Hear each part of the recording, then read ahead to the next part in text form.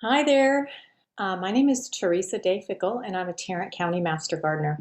And today I'm presenting a PowerPoint presentation called Edible Landscaping.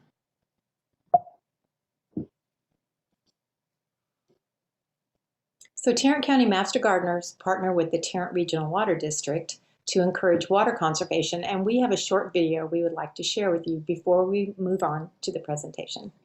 The Tarrant County Master Gardener Association has partnered with the Tarrant Regional Water District to encourage water conservation. TRWD maintains 4 area lakes and pipelines needed to provide surface water to local water treatment plants so they can clean that water to meet drinking standards for our communities. They also work with many cities in Tarrant County, such as Fort Worth, Arlington, Mansfield, and many others to provide water conservation programs to the community. Conservation is an important water supply strategy to help meet the needs of our growing population. There are currently 2.3 million people living in Tarrant County, and this is expected to double over the next 50 years. At SaveTarrantWater.com, you can sign up for free weekly watering advice custom to your location. If you're a resident of Tarrant County, you can sign up for a free sprinkler's checkup where a licensed irrigator comes to your home, provides a comprehensive evaluation of your system, with recommendations to reduce water waste. There's also an event calendar where you can find information about future classes and workshops. So be sure and check out SaveTarrantWater.com to sign up for their free services. So this is not a how-to presentation. This is meant to be inspirational, to inspire you to grow food in your yard in order to enjoy the benefits that fresh produce harvested right from your backyard can give you. So I want you to eat your yard, garden outside the rows, and transform your landscape. So what is edible landscaping? Edible landscaping means using attractive food-producing plants in a well-designed garden rather than using solely ornamental plants or planting food crops in utilitarian layouts. An edible landscape can be created in any style, and it can incorporate a mix of edible and ornamental plants. The standard American lawn, shrubs, and shade tree yard may provide a certain visual satisfaction, but it does virtually nothing to feed people or to provide a habitat for other critters. By contrast, an edible landscape offers fresh, affordable food, a variety of blooming plants, ever-changing seasonal surroundings, plus provides a home and sustenance for bees, butterflies, and birds. So why would you want to do edible landscaping? Well, you can water with a purpose. Since we pay so much for our water, why not get some food for our landscape water dollars? Edible plants are lovely and fun to grow with a bonus. They produce edible fruits and vegetables. The certainty of knowing what's going into your food and ultimately your body. You get the best of both worlds, edible and ornamental. You get to grow what you like the best. It's a great conversation piece, and it's fun for your kids and grandkids, and it's fun for you. And here are my kid and grandkids. So here's some ways that you can incorporate edibles in your small spaces. Put some herb pots on the patio. Plant fruit trees. Include cherry tomatoes in a window box or a hanging basket. Grow Mexican mint marigold, calendula, borage, nasturtiums, or bachelor's button to use in salads. Plant a fruit tree in the corner of your yard. Here's a persimmon tree. Put some red jewel cabbage in and among your spring flowering bulbs. Plant some colorful peppers alongside flowers. Here are some red peppers and echinacea. Some purple bok choy, dill, red cabbage, Chinese cabbage, and lettuce. This is tucked in and around my front mailbox bed. You can try attractive red, yellow, or rainbow Swiss chard. You can grow chives around the mailbox. These are regular chives. They have these pretty purple flowers. You can also find garlic chives that will have some pretty big, much bigger flowers that are white. They have a flatter, bigger leaf also. You can train thornless blackberries up your fence. And you can tuck onions and garlic in and around your bedding plants. In these pictures, the picture on the left, I have some cabbage in grow bags. It's really pretty. That purple cabbage is really, really ornamental. I don't know why you would buy ornamental cabbage to plant in your flower beds when you could plant this. Next are beans hanging in pots. And then there's some basil that has all different colors and textures in there, along with some peppers. In this picture on the left, you're seeing a lot of different plants: tomatoes, peppers, eggplant, beets, beans, carrots, and kohlrabi are nestled in and among the ornamental shrubs, perennials, and vines. The next picture, those beautiful red zinnias. And then the hanging baskets there have lettuce in them. I think they're so pretty with that lettuce. Some more ordinary chives. Cucumbers in a pot with a tomato cage, and tomatoes in grow bags in front of that. Here's some more bok choy, some patio tomatoes, and strawberries.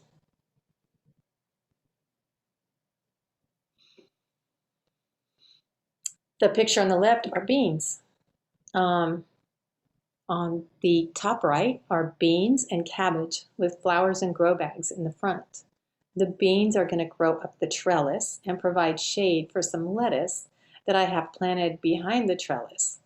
The same bed a couple of years ago was filled with peppers. Here's some things that are easy to incorporate into the garden. It just so happens that these are all cool weather plants, but other plants that are easy to incorporate are beans, cucumbers, peppers, and tomatoes. Kales and mustards and lettuces come in a variety of shapes, sizes, and colors. You're sure to find one that looks great in your landscape. Swiss chard comes in a rainbow of colors and will withstand our summer heat. Here's some things that will add variety and interest. Beans and peas can grow on a trellis for height. You can even take just one pole and stick it in the ground and plant some beans or peas around it, and they'll grow up that one pole. Here's some strawberries. You can use that for ground cover. You can also use squash or melons for ground cover. Peppers, they come in so many colors and sizes. They're just so pretty, and you can't go wrong with peppers. These plants require some creativity to keep them from looking weedy or overgrown. Tomatoes will probably look better if you plant some basil or flowers around the base to cover up the leaves that turn yellow starting at the base of the plant. Marigolds will help deter pests. Eggplant gets very big and the stems need support because of the weight of the fruit. Squash can take up a lot of space, up to 3 square feet for summer squash, and vining squash can take up much more space. So herbs, you can tuck herbs in almost anywhere.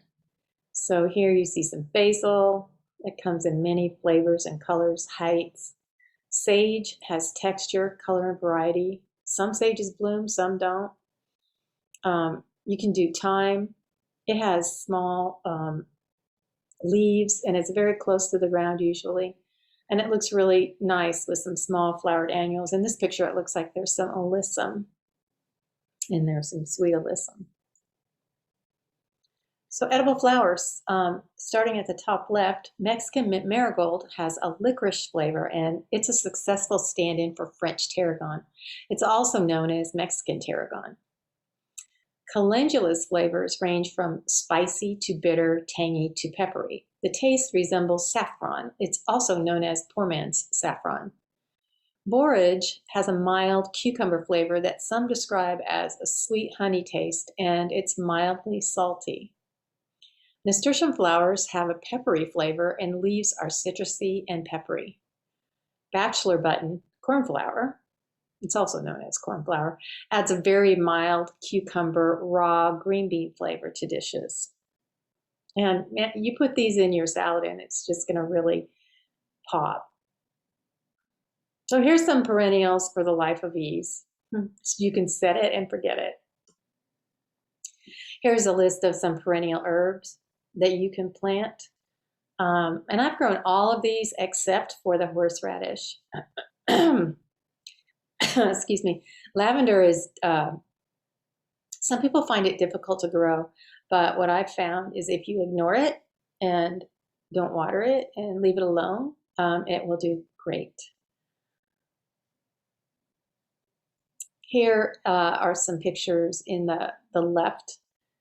You see some sage, chives, and thyme. There's also some lettuce there next to the thyme growing in the ground.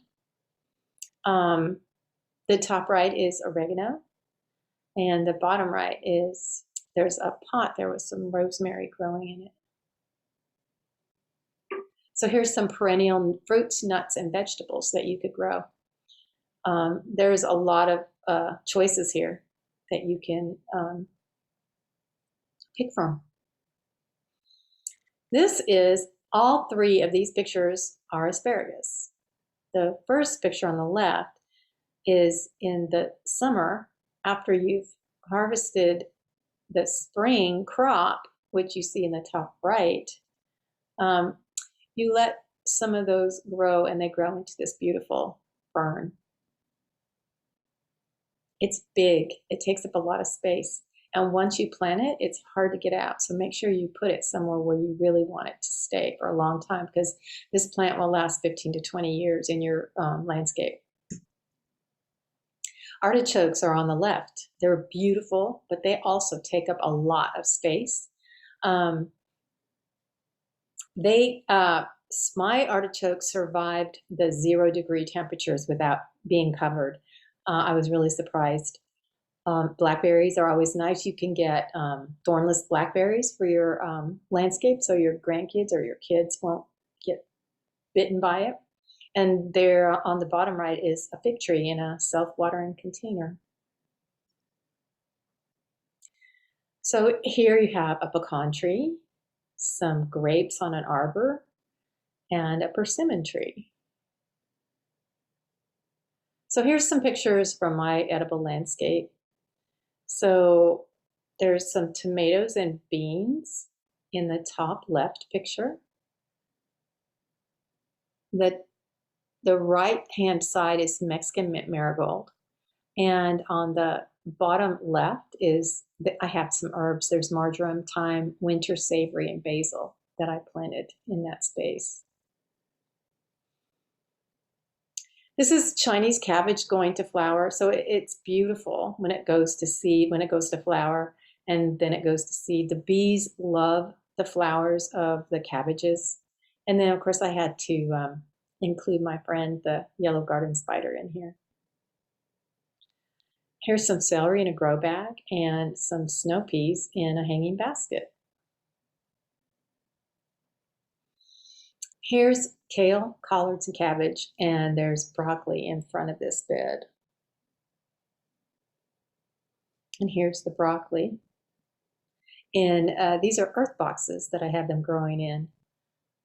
An earth box is a container that has a well in the bottom of it that holds water, and you water it from a tube, and they're great. I've had these containers for probably 16, 17 years, and they are still doing great for me.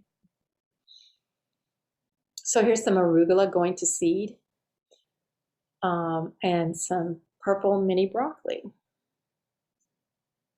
And here's some of the harvest, some of the things that I've harvested from my garden. There's spinach, beans, tomatoes, Chinese cabbage, lettuce, fava beans, some garlic scapes. So the garlic scapes, those are the flowers of the garlic plant. And you get mostly those show up in your northern garlic, and you can find these in the northern farmers markets, and they're considered a delicacy. You would chop them up and saute them like you would garlic. Peppers, carrots, artichokes, cabbage, cucumbers, chard, and potatoes. And this is some green garlic over here on the bottom right. This is purple mini broccoli. Tasted great, grew well. I really love it. I'll plant it again. Here's a colorful salad. Everything in here came from my backyard. Some broccoli from those earth boxes. A purple bok choy. So pretty, easy to grow. Grows in like 35 days. This is some green onions, or some spring onions, and some leeks. A pink cauliflower. So pretty. Tasty too. And the color stays when you cook it. And the orange cauliflower, same. Tasty, color stays when you cook it. Really pretty in the garden too. So how do you start? Well, tuck a few garlic cloves in a few areas of the garden in the fall. Add a few onion slips in January. Herbs are super easy to grow. You can have herbs. Some of the herbs will last throughout the winter. Some are herbs that, like for example, basil, that you can only have in the summer. So it can save you a lot of money to plant herbs and onions and garlic. I mean, remember how much you paid for a pack of basil in the store the last time you bought it? You can plant peppers in a pot. You can put beans in a pot. There's lots of ways that you can grow food. If you don't have a lot of sun, here's some things that you could grow. So you can grow some arugula, beets, carrots, chard, Chinese cabbage, endive, escarole, kale, lettuce, leeks, mustard, peas, radishes, sorrel, spinach, turnips, catnip, chervil, chives, lemon balm, mint, parsley, and watercress. That's just to name a few. And if you'll notice, a lot of these are plants that don't produce fruit. Most of them are greens, so they don't need as much sun to produce that fruit. And here's some additional resources for you. Landscaping with Edible Plants in Texas by Cheryl Beasley. You can go to the Texas Aggie Horticulture.